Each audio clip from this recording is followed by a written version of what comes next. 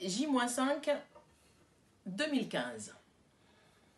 2015, eh bien, quelle année, hein? Elle restera à jamais gravée en nous. Elle a commencé avec Charlie Hebdo, et puis elle s'est à peu près terminée avec le Bataclan. Et bien sûr, entre les deux, on a vécu des choses extraordinaires, on a publié des livres magnifiques, on a cherché une lumière, mais cette année, elle reste prise entre les tenailles de la barbarie, hein. On a l'impression d'avoir été comme ça meurtri. On a été meurtri par ces deux événements majeurs. Ce qui est très curieux pour l'éditeur, c'est qu'il y a ce livre qui avait été préparé tout au long de l'année 2014, L'insurrection poétique, manifeste pour vivre ici, anthologie destinée au printemps des poètes, qui est parti à l'impression très précisément au matin du mercredi 7 janvier. C'est le jour de Charlie Hebdo. Ouais. Et 2 heures après le départ à l'impression, j'appelais l'imprimeur en lui disant « on stoppe tout ». Se passe en France un événement majeur qui modifie le cours de nos vies.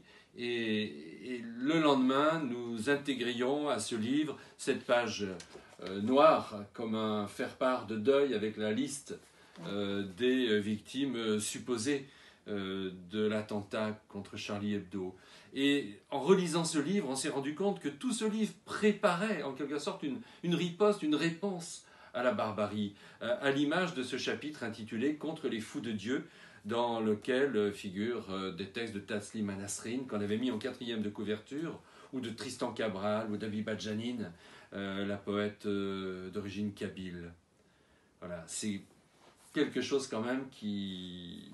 L'insurrection poétique, c'était aussi l'occasion de rassembler toutes ces grandes voix qui disent non. Je me souviens aussi que c'est la première fois qu'on a publié cette année-là Brighton Back. Oui, exactement. Alors que quand on était ado, on allait faire signer des pétitions pour obtenir la libération de ce grand écrivain, grand militant anti-apartheid, et qui était dans les geôles en Afrique du Sud. Oui, on a publié un livre intitulé « La femme dans le soleil ».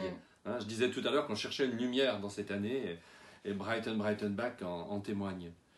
Moi, j'ai envie de lire un poème de Jean Malrieux qui pratiquement pourrait être le manifeste de ce livre et peut-être le manifeste tout entier de notre maison d'édition.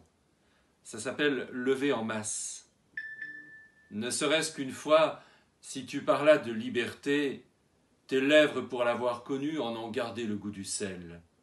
Je t'en prie par tous les mots qui ont approché l'espoir et qui tressaillent, sois celui qui marche sur la mer, donne-nous l'orage de demain. Les hommes meurent sans connaître la joie, les pierres au gré des routes attendent la lévitation. Si le bonheur n'est pas au monde, nous partirons à sa rencontre. Nous avons pour l'apprivoiser les merveilleux manteaux de l'incendie. Si ta vie s'endort, risque-la.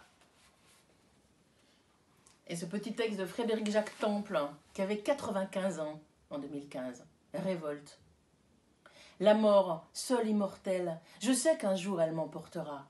Je m'insurge, maudis le fatal rendez-vous, insulte l'ignoble bête noire, mais ne perd de la vie la moindre goutte de son miel.